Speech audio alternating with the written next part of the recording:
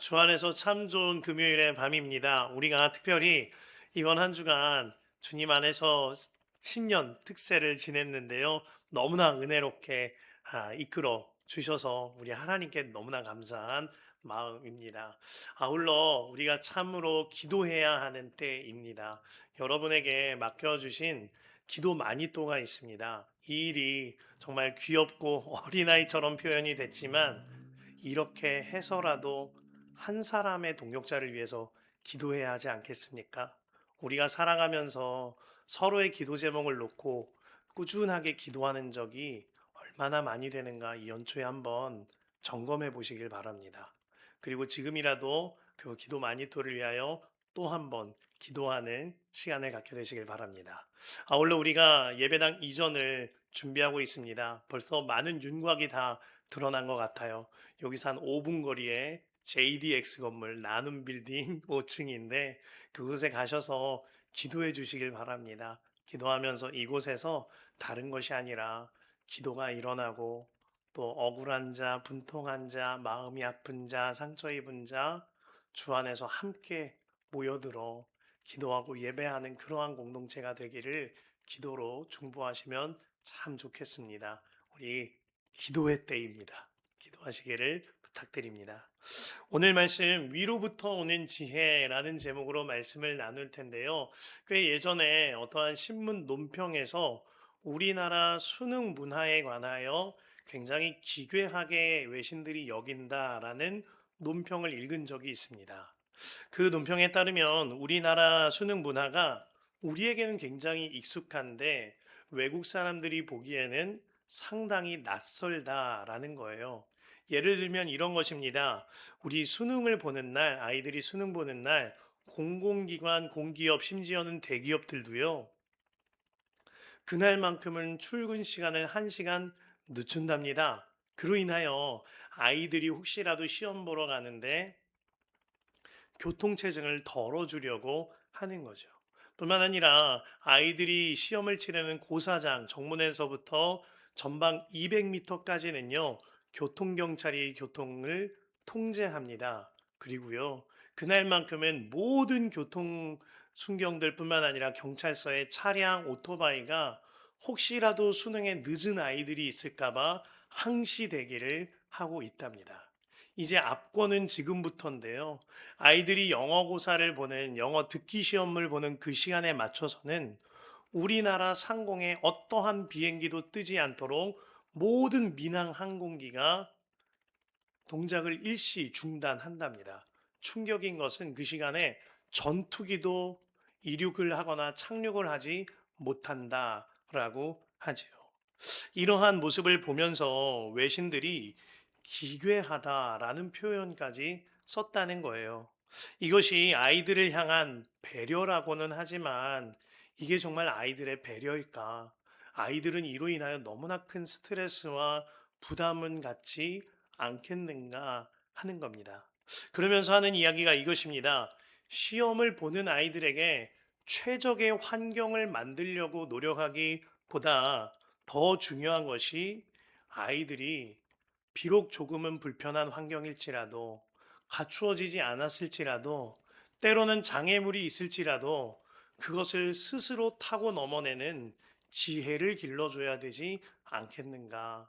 그 지혜의 면역력이 우리 아이들에게 너무나 부족한 것이 아닌가 하는 논평을 쓴 겁니다. 그 글을 보면서 이런 생각을 합니다. 다음 세대들에게 그리고 우리 아이들에게 정말 지식이 넘쳐나도록 제공되는 시대를 오늘날에 살고 있는 것 같습니다. 그런데 그와 달리 아이들에게 참된 지혜는 알려주는 사람이 참 부족한 시대가 아닐까? 아이들에게 정말 필요한 건 참된 지혜가 아닐까라는 생각이 드는 거예요. 이와 달리 Why Pray라는 책에 실린 어느 수능생과 그 가정의 이야기인데요. 어느 가정에서 자녀가 수능을 치렀는데 한마디로 수능이 망했답니다. 그날 수능을 너무 시험을 잘 보지 못해서 본인이 원하는 대학교에 갈 만한 점수가 안 된 거예요.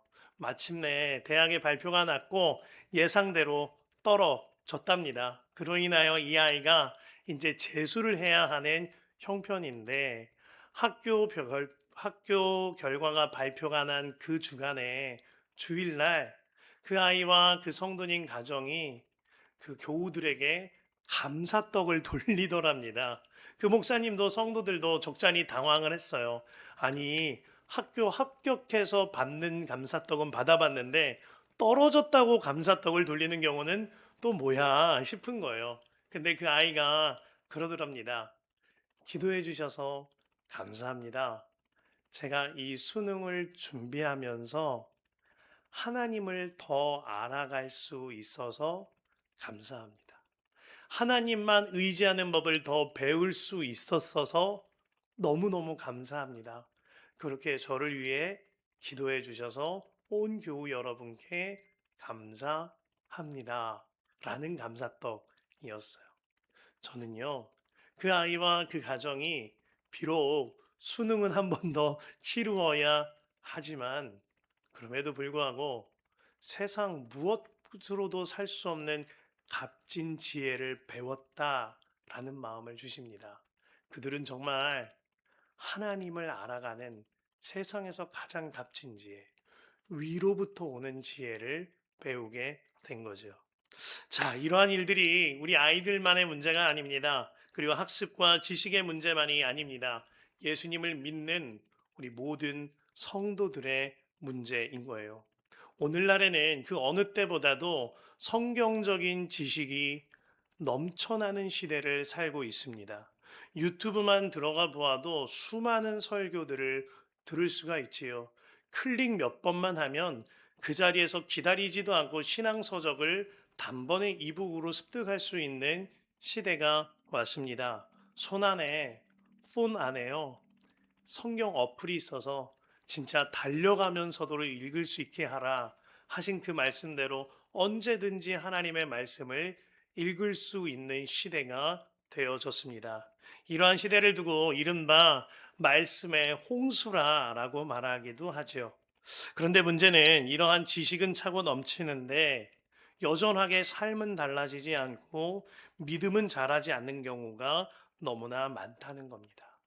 매번 설교를 듣고 매번 성경에 대한 지식은 쌓여가지만 마음이 달라지지 않고 믿음이 달라지지 않는 이러한 문제에 관하여 야고보가 이 시대 가운데에 질문을 던지고 있는 겁니다.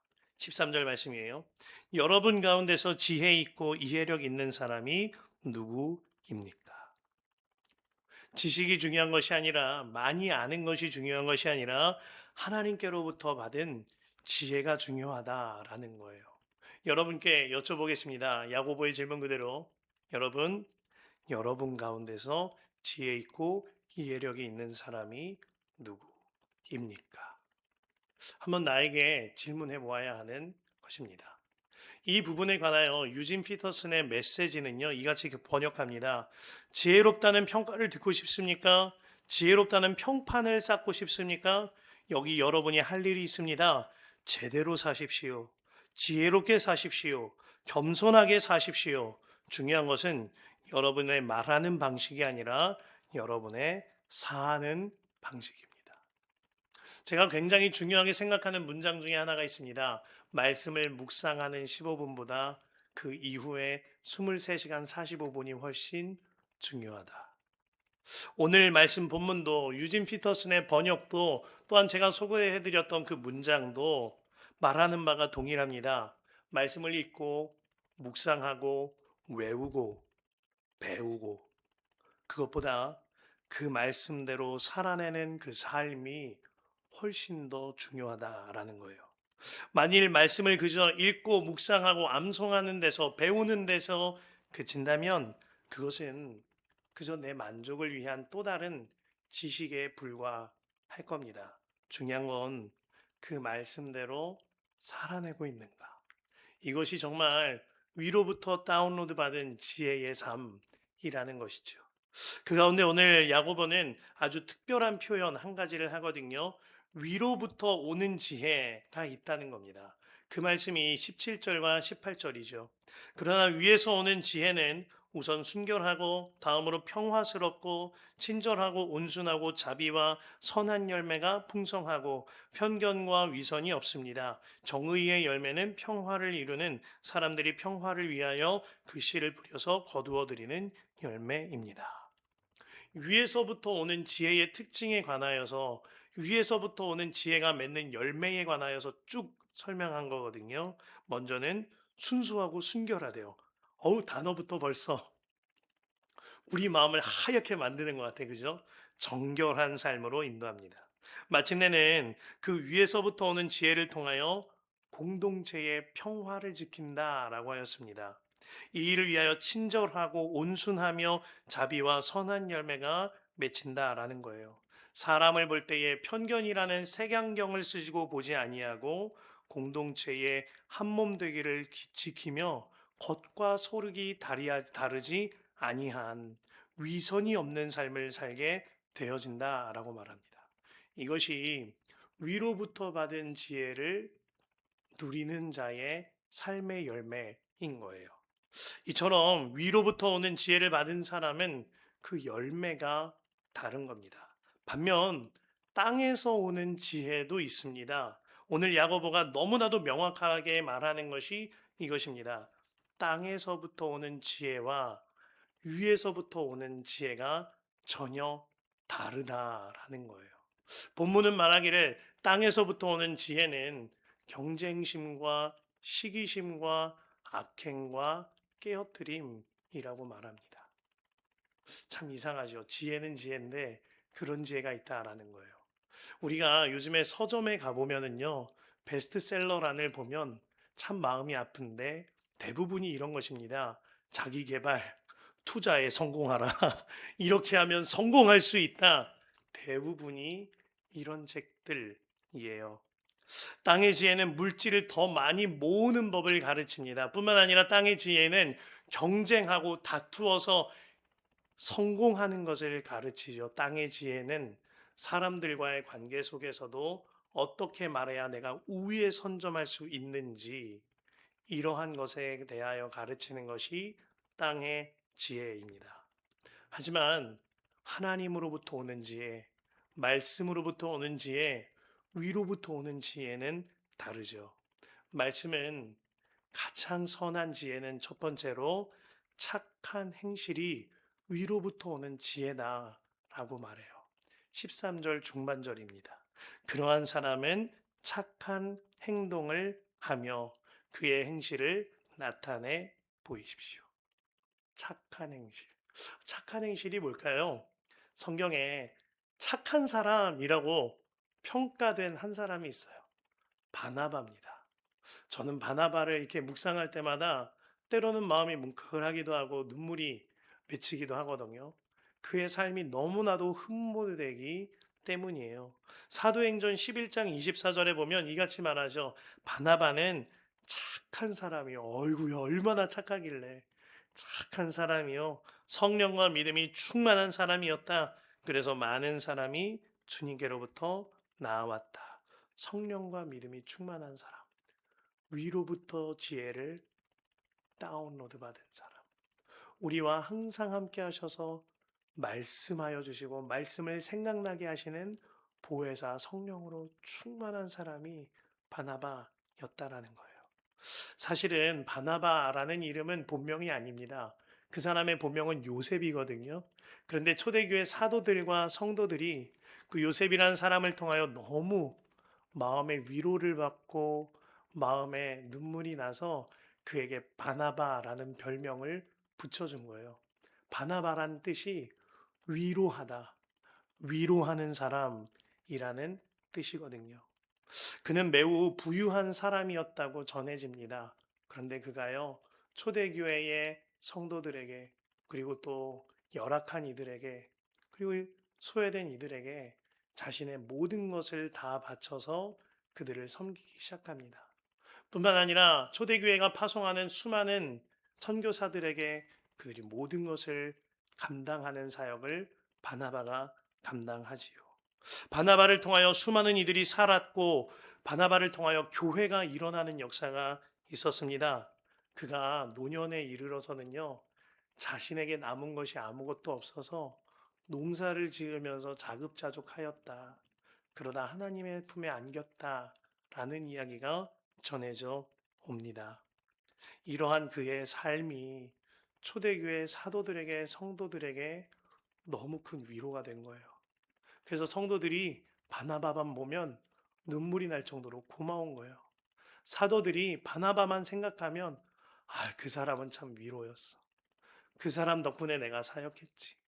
이런 눈물이 맺히는 사람이 되어진 겁니다. 뿐만 아니라 바나바는 가시 같은 사람들, 사람들이 품어내지 못하는 사람들을 품어내고 녹여내는 사람이었습니다. 대표적인 사람이 사도 바울이죠. 사도 바울이 이름 바뀌기 전, 예수님 믿기 전 사울이었을 때 그는 예수님 믿는 사람을 박해하여서 죽게 만들던 사람이었습니다. 뿐만 아니에요. 사실 사울이 처음 예수님을 믿었을 때 워낙 가시 같은 성미로 인하여서 공동체에 여러 가지 문제를 일으켰습니다. 그때마다 바나바가 사도 바울을 사도들에게 소개시켜주고 그는 괜찮은 사람이라고, 그는 믿을 만한 사람이라고, 그가 정말 예수님을 만났다고 공동체에 녹여드는 역할을 바나바가 해줬어요. 뿐만이 아닙니다. 바울과 함께 바나바가 선교 여행을 갈 때에 마가라는 사람이 너무 선교 여행이 힘들다는 이유로 중도 포기를 해버려요. 정말 속상한 일이죠. 그리고 원칙주의자 바울의 눈에는 절대 용납이 되지 않는 일이었습니다. 그로 인하여 바울은 마가를 데려갈 수가 없다라고 하는데 바나바는 끝까지 그래도 데려가야 된다. 결국엔 바나바와 바울이 갈라질 때 바나바가 어떻게 해요? 마가를 포기하지 않고 마가를 품어줘요. 처음부터 다시 양육시켜줘요. 처음부터 다시 훈련시켜줘요. 결국엔 마가로 하여금 훗날에 바울과 연합하게 만드는 아주 중요한 역할을 하는 게 바나바였습니다. 이처럼 바나바는 헌신했고 품어냈어요. 무엇보다 바나바는요, 말보다 묵묵한 행실로 섬기던 사람이었어요. 성서 전체에서 바나바가 직접 했던 말이나 직접 썼던 글은요, 거의 보이질 않습니다. 바나바는 말한 것이 아니라 묵묵하게 행동함으로 초대교회를 섬기고 사도를 섬기고 성도들을 섬겼던 겁니다. 그의 행실과 섬김으로 인하여 사도들도 성도들도 교회도 저는 무엇보다 그 초대교회에 우리 하나님 아버지께서 위로를 받으셨을 것 같아요. 이야, 바나바 보니까 내 마음이 위로가 된다, 야. 이야, 저렇게 교회를 섬기니 내 마음에 눈물이 난다, 야. 그래서 바나바에게 위로의 사람이라는 별명을 교회를 통하여 붙여주시지 않았을까 하는 거예요.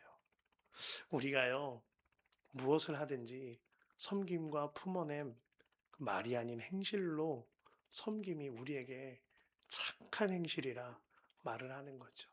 말로 섬기는 일은 사실 가볍습니다. 쉽지요. 그러나 묵묵하게 행실을 옮기는 일은 때로는 무겁고 책임이 따라요. 그럼에도 불구하고 그 길이 착한 길인 거예요. 저는 우리 교회가 너무너무 좋아요. 왜 이렇게 좋은지 우리 교회가 참 사랑스럽습니다.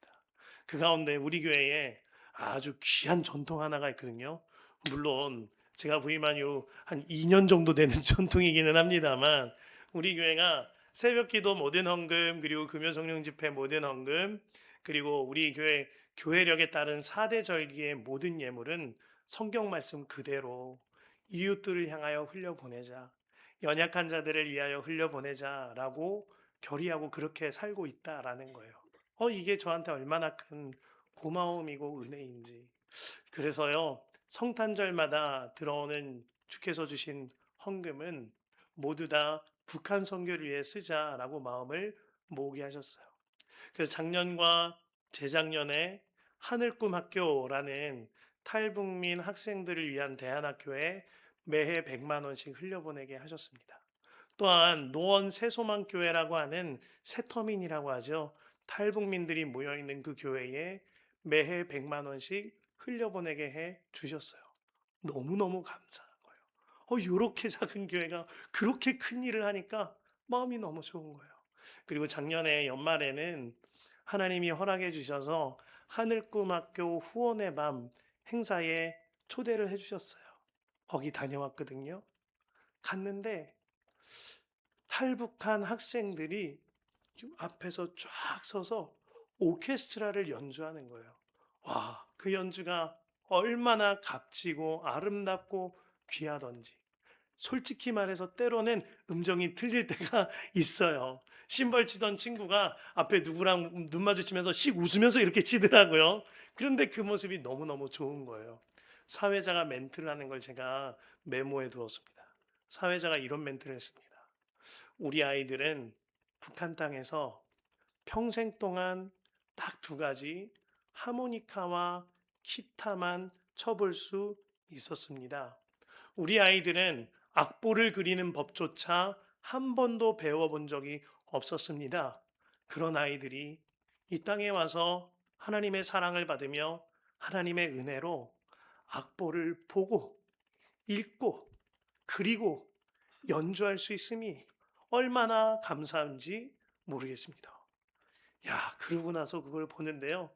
더 감동이 되는 거 있죠. 그 선율이 너무너무 아름다운 거예요.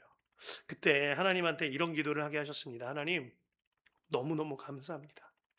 우리 교회가 그 아이들에게 아주 조금이지만, 정말 별건 아니지만, 조금이라도 위로가 되게 해주셔서 너무너무 감사합니다.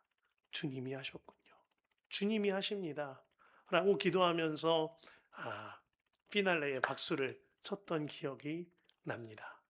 그리고 올해에는 하나님께서 허락해 주셔서 성탄 감사 예물 그리고 이웃사랑 팀에서 마음을 주셔서 또 마음을 모으게 하시고 우리 부장단이 함께 회의하고 기도하면서 한 가지 더 한 명의 신학생을 장학금을 허락하게 하여 주셨어요. 때로는 그런 경우가 있죠. 성적이 아무리 좋아도 내가 선택할 수 있는 학교의 폭이 좁은 경우가 있습니다. 때로는 성적이 아무 잘 나와도 당장 어떻게 해야 될지 걱정되는 경우가 있지요. 그 마음을 제가 다 헤아릴 수는 없지만 주님 안에서 마음을 모으게 하시며 헤아리게 해주신 것 같아요. 그리고 장학생을 아주 은혜롭게 선발하게 하여 주셨고 그에게 이 사실을 알려주기 위하여 우리가 이렇게 섬겨도 되겠느냐 허락을 받기 위하여 제안서를 써드리기 위하여 이번 한 주 동안 그 신학생을 잠깐 만났어요. 만나서 우리가 이렇게 마음을 모으게 해주셨다. 하나님이 허락을 해주셨다. 말씀을 드리고 우리 팀에서 흘려보내게 하셨는데 그 이야기를 듣던 그 학생이 눈물이 그렁그렁한 거예요. 그래서 말씀드렸어요. 함부로 울시지 말라고 하나님 앞에 가서서 우시라고 그러면서 함께 섬길 수 있었어요. 그런데 그가 너무 고맙다고 교우들에게 너무 감사하고 하나님께 너무 감사하다고 눈물을 그렁그렁 하는 그 모습을 보면서 하나님한테 기도하게 되는 거예요.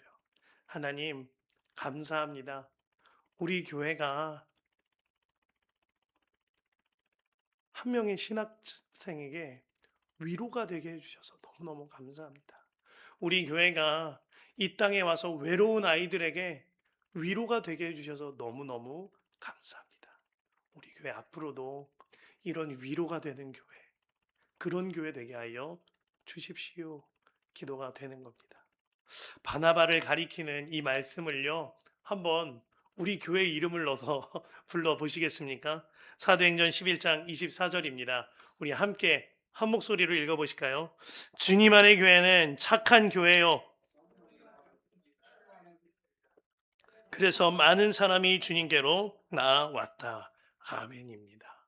우리 교회가 바나바 교회 같이 위로하는 교회, 성령과 믿음으로 충만한 그런 착한 교회 되기를 바라는 겁니다. 그리고 또 한 가지 이 말씀에 내 이름을 넣어서 한번 읽어보시길 바랍니다. 피차 곤란할까봐 소리 내서는 시키지 않겠습니다. 속으로 한번 읽어보는 거예요. 나는 착한 사람이요. 성령과 믿음이 충만한 이슬기였다. 그래서 많은 사람이 주님께로 나아왔다. 정말 누군가의 위로가 되는 그런 한 분 한 분이 되시기를 바란다라는 겁니다.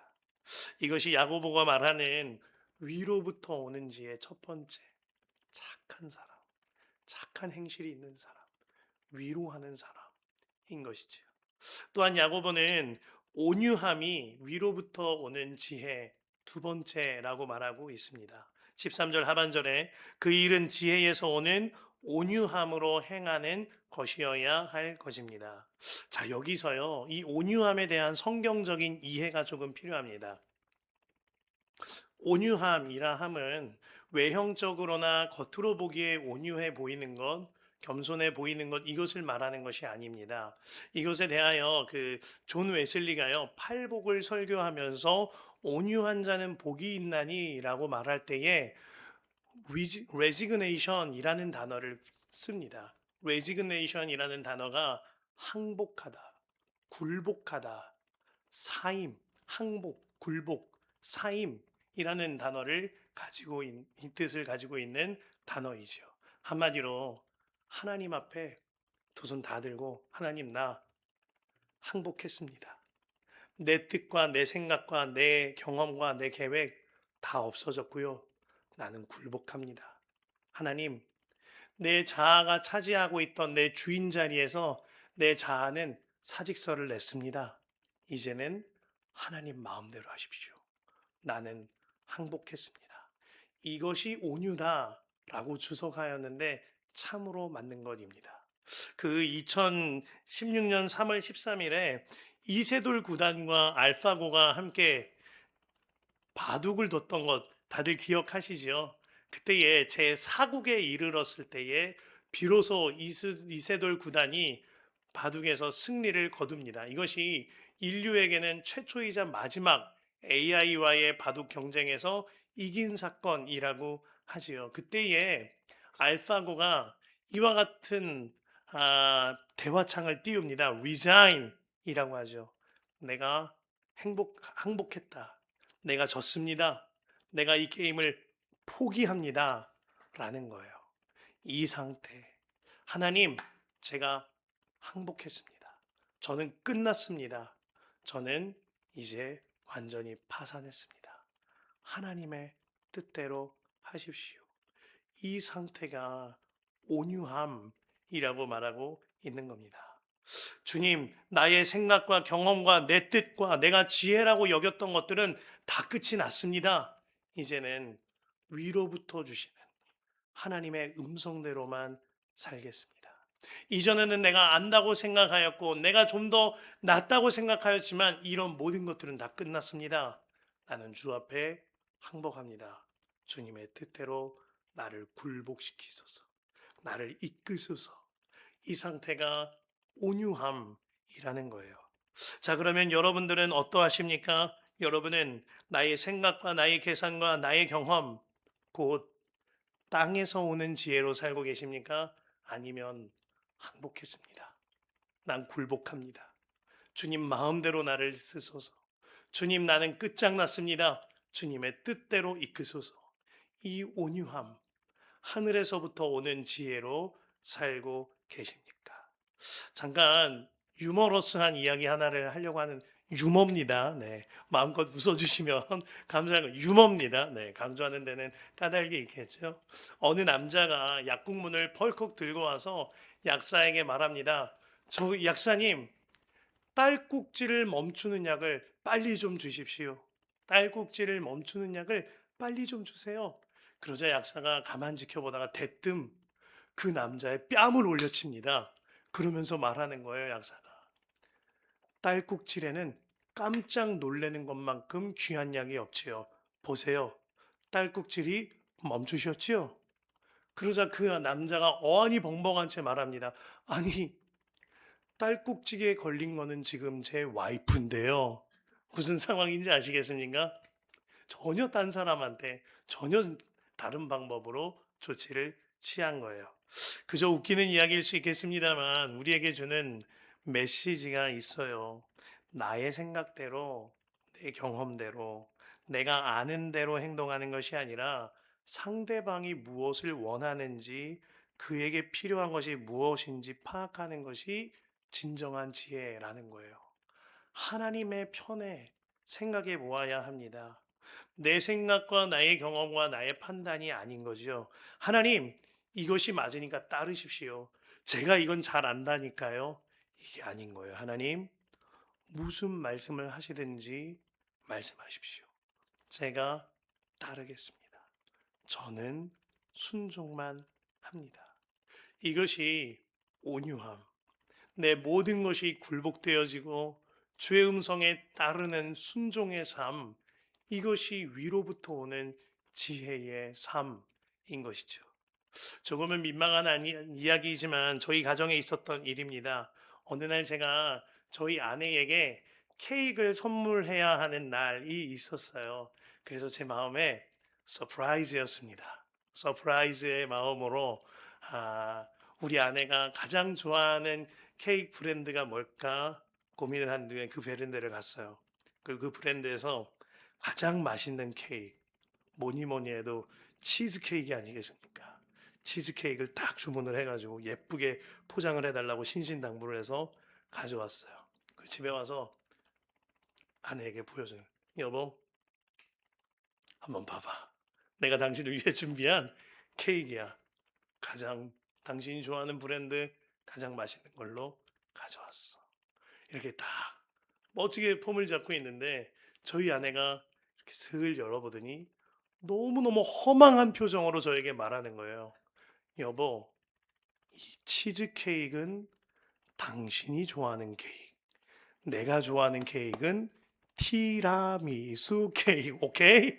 깜짝 놀랐어요.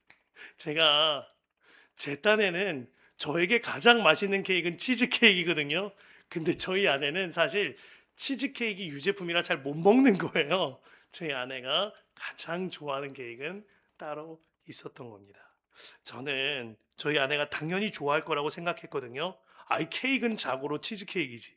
그런데 제가 아내의 마음을 전혀 배려하지 못했었던 거죠. 제가 아내로부터 받은 지혜가 아니라 땅으로부터 오는 저로부터 오는 지혜로 임했던 겁니다. 나의 뜻과 나의 경험과 나의 판단과 나의 생각이 아닌 거예요. 그분이 뭘 원하시는지, 그분이 무엇을 좋아라 하시는지, 그분의 생각이 무엇인지, 그것이 선행되어져야 하는 것이죠. 에이든 토저의 책 중에 예수의 방향으로 가라라는 책에 쓰인 글입니다. 이런 글이에요. 속도보다 방향이 중요하다.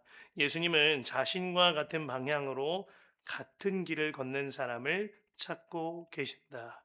이 세상을 살아갈 때 가장 중요한 것들 중 하나는 우리가 어디에 있는가 보다는 우리가 어느 방향으로 가고 있느냐이다. 오늘 그분이 원하시는 것, 그분이 원하시는 방향에 대하여 17절과 18절에 이처럼 말합니다. 그러나 위에서 오는 지혜는 우선 순결하고, 그 다음으로는 평화스럽고, 친절하고 온순하고, 자비와 선한 열매가 풍성하고 편견과 위선이 없습니다. 정의의 열매는 평화를 이루는 사람들이 평화를 위하여 그 씨를 뿌려서 거두어들이는 열매입니다. 이 말씀 그대로가 주님이 오늘 말씀을 통하여 위에서부터 오는 지혜를 다운로드 받음으로 말미암아 하나님의 나라를 이루는 삶을 살게 하시는 말씀인 겁니다. 야고보가 이 말씀 가운데에 평화라는 말을 3번이나 반복한 것에 주목해야 합니다. 18절에 보면 정의의 열매는 평화를 이루는 사람들이 평화를 위하여 라고 했습니다. 행여 옳다 여기는 일도 정의롭다 여기는 일 또한 평화를 위하여 한몸됨을 지키기 위하여 나의 뜻이 굴복되어지고 온유함 가운데 행해야 한다라는 거예요. 그 위로부터 받은 지혜에 관하여 제가 최근에 뜻깊은 영화 한 편을 여러분에게 소개하려고 합니다. 지난 연말에 개봉한 신의 악단이라는 참 귀한 영화예요. 그 줄거리 이야기가 오늘 말씀 중에 조금은 나오겠습니다만, 그것과 상관없이 영화를 또 보셔도 좋은 은혜가 되시겠다 싶습니다. 그래서 나눠드려요. 이 영화는 실화를 바탕으로 만들어진 상상이 감미해진 그러한 영화인데요. 국제기구에서 이제 북한에 2억 달러를 원조하기 위해서는 두 가지 조건을 충족해야 한다라고 조건을 내겁니다. 그 한 가지가 북한 땅에 교회를 세우라라는 조건이었어요. 그런데 이 국제기구에서 교회를 세우는 것뿐만 아니라 또 다른 한 가지 조건은 그 교회에서 부흥회를 해야 한다라는 겁니다. 진정성을 확인하기 위함인 거죠. 그로 인하여 북한 당국은 그 2억 달러라는 금액을 원조받기 위하여 한마디로 가짜 교회를 세우죠. 가짜 교회를 세우고 이윽고는 그곳에서 부흥회를 해야 하니 가짜 성도, 가짜 찬양단을 꾸리게 되어집니다. 한 악단을 섭외하고요. 그들과 함께 노래할 만한 군인들을 섭외합니다. 그리고 그 군인 두 사람은 그 악단이 다른 짓을 하지 못하도록 감시하는 사람들이었어요. 그 중에 한 사람이 이 영화의 주인공인 북한 보위부 소좌인 박교순 소좌입니다. 사실 이 박교순 소좌는요, 항상 시기심과 경쟁심으로 똘똘 뭉친 사람이었습니다. 북한 사회 안에서도 본인이 어떠한 위치에 올라가지 못하니 이로 인한 어려움으로 인하여 항상 경쟁하고 누구와 함께 다투는 그런 사람이 박교순이었어요. 그런데 이제 그가 북한의 그 악단과 함께 가짜 부흥회를 2주 동안 준비해야 하는 겁니다. 그래서요, 되게 좀 재밌거든요. 가끔 가다가 찬양 연습도 하기도 하고요. 모든 것이 은혜, 이 은혜로운 찬양을 박교순 소자가 화를 냅니다. 그게 뭐네? 동무들 아주 열정적으로 찬양하라고 막 이러면서 빨리 부르고 막 이런 장면이 나와요. 그런데 그러다가 큰 일이 벌어져요. 이 박교순 소자가 은혜를 받아버린 겁니다. 찬양을 하는데 웬일이에요? 자꾸 눈물이 나려고 하는 거예요. 급기야는 성경을 읽어야 되잖아요. 부흥회를 하려면 말씀이 뭔지는 알아야 되니까. 읽다가 보면 막 화를 냅니다. 이 무슨 말이네 하면서 이 완전 예수 거짓말쟁이 아니네. 뭐 이런 책이 다 있네. 이러면서 덮었는데 마음이 찡한 거예요. 이상한 거예요. 심지어는요, 밥 먹다가 젓가락을 떨어뜨렸거든요. 젓가락이 이렇게 어긋나 있는데 예수님의 십자가가 보이는 거예요. 그리고 모기에 물렸어요. 모기에 물렸는데 손톱으로 2번 찍었는데 거기서 예수님의 십자가가 보이는 거예요.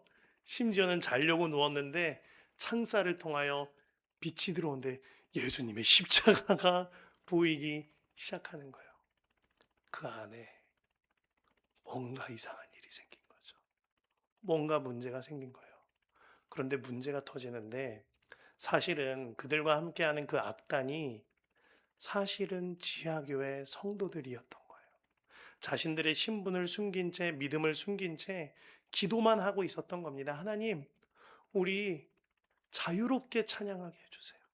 자유롭게 성경 말씀 보게 해주세요라고 기도했는데 진짜 그게 응답이 된 거였어요.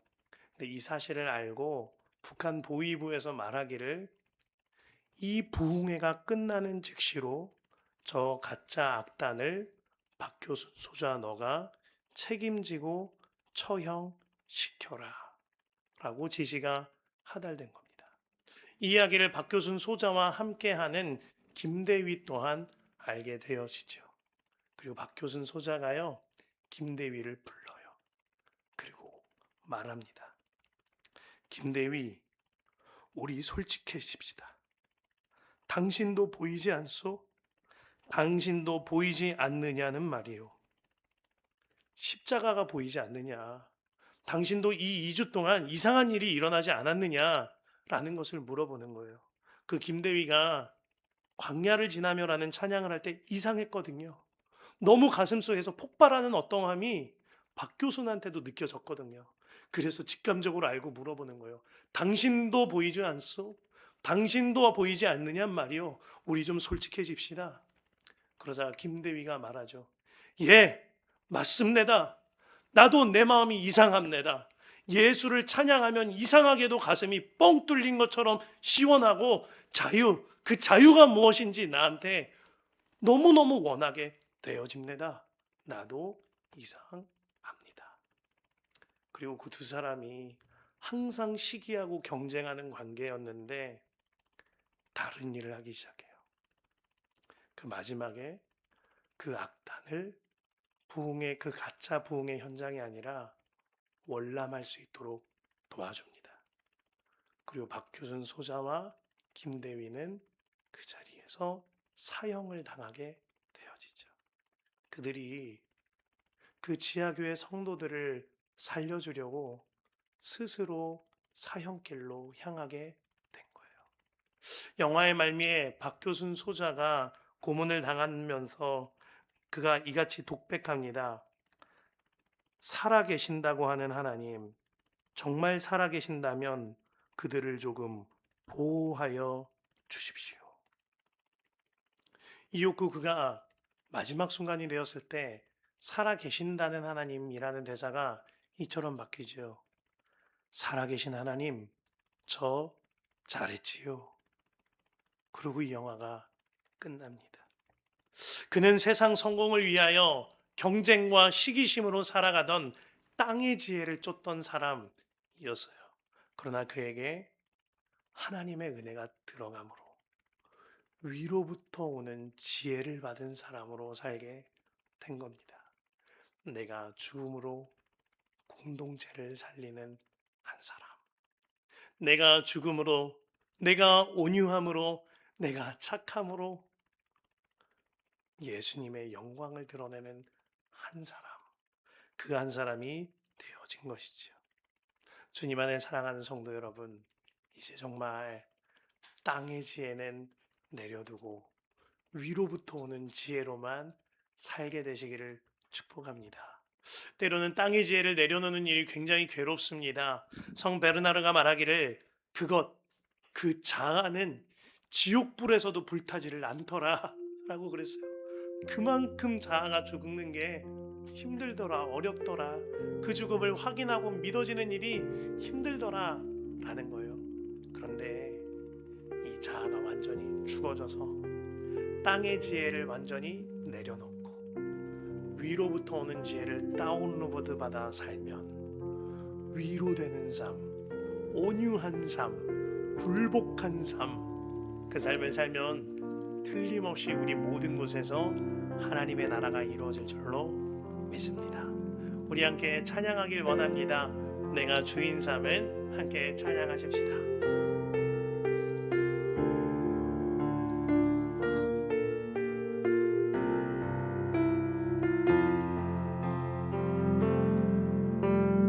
주인 삶인 모든 건 내려놓고 내 주 되신 주 앞에 나가 내가 사랑했던 모든 건 내려놓고 주님만 사랑해 내가 주인 삶을 주인 삶인 모든 건 내려놓고 내 주 되신 주 앞에 나가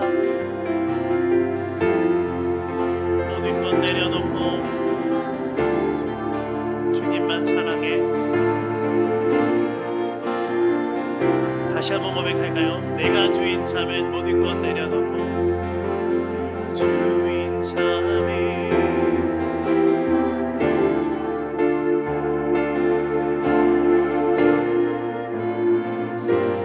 주 앞에 나가 내가 사랑했던 주님만 사랑합니다. 아멘. 만 사랑해 주 사랑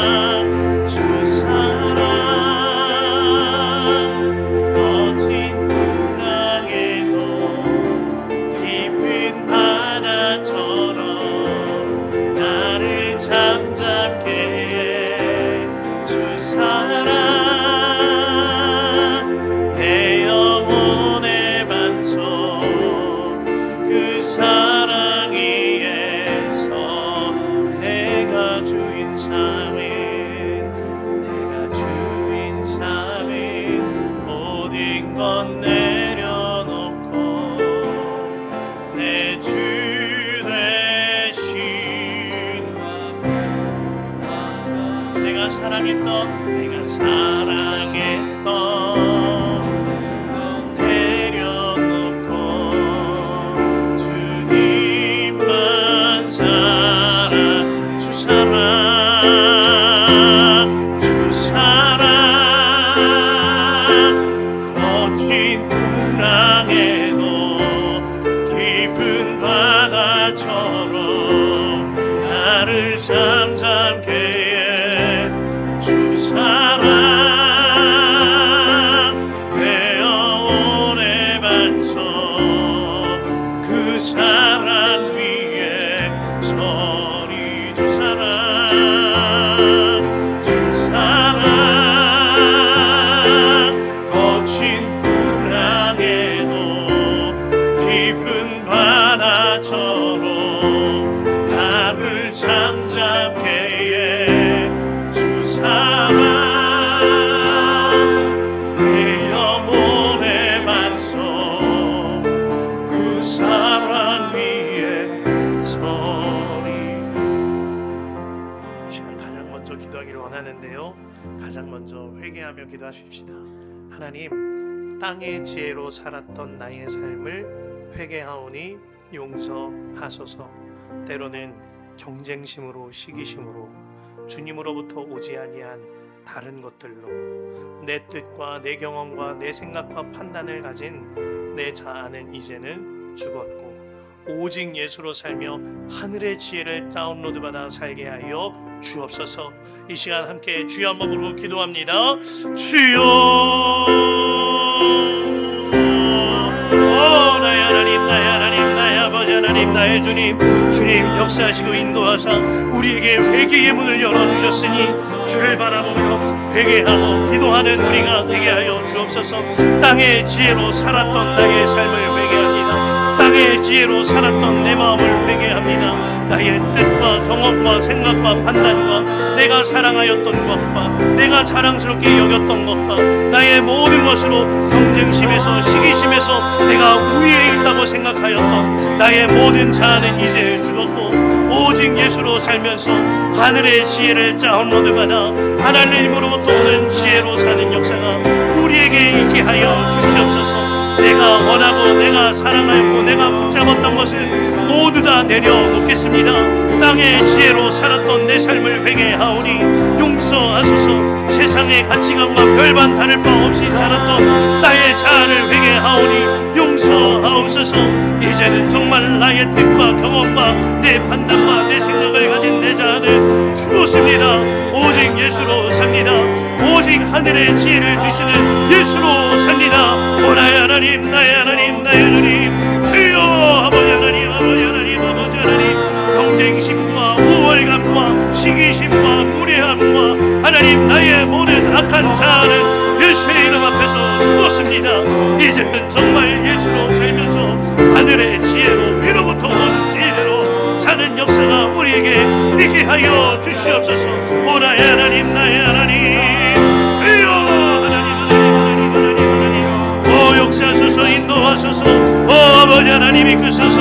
오 나의 하나님, 나의 하나님, 주여 주여. 땅의 지혜로 살던 나는 죽었고 위로부터 오는 지혜로 살길 원하나이다. 하나님 아버지, 하나님 아버지, 하나님 아버지, 내가 사랑하였던 것, 내가 주인 삼았던 것, 내가 붙잡았던 것 모두 다 이 밤에 내려놓사오니 주여 나를 받아 주옵소서. 오 나의 하나님, 나의 하나님 아버지, 하나님 사랑하오니. 이건 주님 앞에 기도합시다.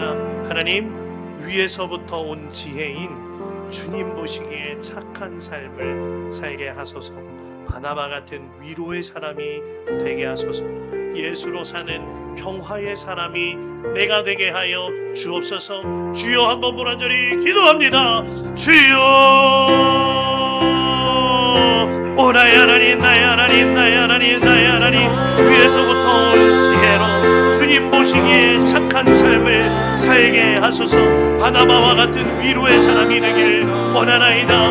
교회 공동체의 성도들에게 주님 보시기에 위로하는 사람으로 살게 하여 주시옵소서. 그게 위하여 하나님 아버지의 마음에 위로가 되게 하여 주옵소서. 하나님 주님 모시기에 착한 자의 삶으로, 주님 모시기에 착한 삶으로 나를 인도하여 주옵소서. 하나님 바나바 같은 위로의 사람이 되게 하소서. 예수로 사는 평화의 사람이 되게 하소서. 오 나의 하나님, 나의 하나님, 나의 하나님, 나의 하나님, 이것이 나로서는 할 수 없으나 위로부터 지혜를 주시는 성령님으로 말미암아 내 안에서 끊임없이 지혜를 말씀하시는 보혜사 성령님의 예수 그리스도의 권세로 말미암아 될 수 있겠사오니 이제는 정말 예수로 사는 평화의 사람이 내가 되게 하소서. 이제 정말 예수로 사는 위로자가 내가 되게 하여 주옵소서. 이제는 정말 예수로 사는 바나바가 내가 되게 하여 주옵소서. 오 나의 하나님, 나의 하나님, 나의 하나님, 주여 주여. 오 나의 하나님, 나의 하나님, 나의 하나님, 가정에서 배우자와 자녀에게 그를 보면 위로자더라. 부모와 형제에게 그를 보면 위로자더라. 하나님 교회 안에서 성도들과 주님 안에서 하나님 그를 보면 위로자더라. 그를 보면 눈물이 나는 사람, 가슴이 뭉클한 사람, 그러한 사람이 우리가 되기를 원합니다. 하나님 이제는 정말 내가 따로 사는 것이 아니요 따로 살던 나는 죽었고 내 안에 사시는 예수로 삶으로 말미암아 평화의 사람, 주 안에서 화목의 사람이 되어지는 역사가 있게 하여 주시옵소서. 오 나의 하나님, 나의 하나님, 나의 하나님, 나의 하나님, 주여 주여. 위로부터 오는 지혜인 주님 보시기에 착한 능실로 사는 역사가 있게 하여 주옵소서. 주님 보시기에 위로받는 삶으로, 하나님 주님 보시기에 위로자의 삶으로, 주님 보시기에 예수로 사는 평화의 삶으로 살게 하여 주옵소서. 오 나의 하나님, 나의 하나님 아버지,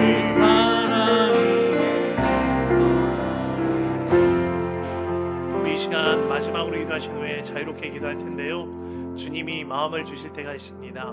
또한 기도가 갈급할 때가 있습니다. 그럴 때에는 앞으로 나와 기도하셔도 좋겠습니다. 우리 함께 기도합시다. 하나님, 위에서부터 온 지혜인 모든 것을 굴복한 온유한 삶을 살게 하여 주옵소서. 모든 것을 항복한 온유한 삶을 살게 하여 주옵소서. 그리하여 나의 뜻과 판단과 경험과 생각과 경쟁심과 우월감과 시기심은 모두 주님 앞에 굴복되어지게 하시고 오직 예수께서 나를 통하여 일하는 사람이 되게 하여 주옵소서. 위로부터 온 지혜인 온유한 삶을 살게 하소서. 주여, 세 번 무한절히 기도합니다. 주여 주여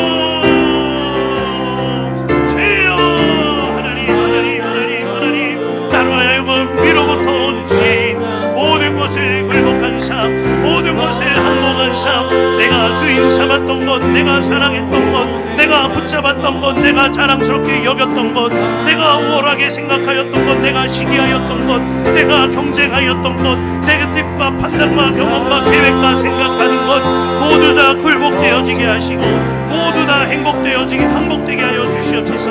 주님 앞에서 온유한 삶, 주님 앞에 모든 것을 위사이한 굴복한 온유한 삶 내가 살게 하여 주시옵소서. 오 나의 하나님, 나의 하나님, 나의 하나님, 그리하여 오직 예수께서 나를 통하여 일하는 사람이 되어지게 하여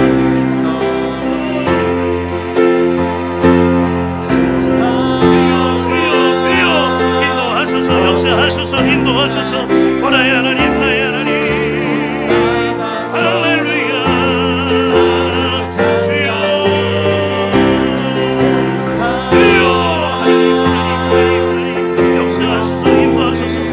지혜로 살던 나는 죽었습니다. 위로부터 오는 지혜인 주님 보시기에 착한 삶으로 살게 하여 주옵소서. 위로부터 오는 지혜인 모든 것을 불복시킨, 모든 것을 항복한, 모든 힘이 모두 다 빠져버린 완전히 굴복한 온유한 삶, 완전히 항복되어진 온유한 삶, 모든 것에 나의 자아가 차지하고 있던 주인의 자리에 사직서를 내어져 던진 모든 것이 항복된 삶, 모든 것이 파산된 삶, 이제는 정말 예수님만 남은 삶, 이제는 정말 예수님으로만 이끌림받는 삶, 이제는 정말 예수로만 사는 삶, 오직 예수께서 나를 통하여 일하는 그러한 삶을 살게 하여 주옵소서. 오늘 하나님, 주여, 아버지 하나님, 역사하소서 인도하소서 위로부터 오는 지혜를 온전히 받아 누리는 삶을 살게 하여 주옵소서. 그리하여 평화로 그리하여 화평으로 그리하여 화목으로 끝까지 주님을 바라보며 섬기는 우리가 되게 하여 주시옵소서. 나의 하나님 나의 하나님 나의 하나님 나의 하나님 주여 주여 하나님 땅의 지혜를 붙잡던 나는 죽었습니다. 위로부터 오는 지혜로 삽니다. 하나님 땅으로부터 오는 지혜를 붙잡던 나는 죽었습니다. 위로부터 지혜를 주시는 예수로 삽니다. 오 나의 하나님 나의 하나님 아버지 하나님 아버지 하나님 아버지 하나님 주여 역사하소서 인도하소서. 하나님으로 인하여서 끌림받게 하여 주시고 오직 예수님으로 사는 평화의 삶 예수님께서 나를 통하여 일하는 그런 사람이 되어지게 하여 주옵소서. 오 나의 하나님 나의 하나님 나의 하나님 나의 하나님 그리하여 나의 가정과 교회와 일터와 모든 것이 살아나는 역사가 있게 하여 주옵소서. 하나님 아버지 땅의 지혜로 살았던 나는 죽었고 위로부터 온 지혜로 삽니다. 오 나의 하나님 나의 하나님 나의 아버지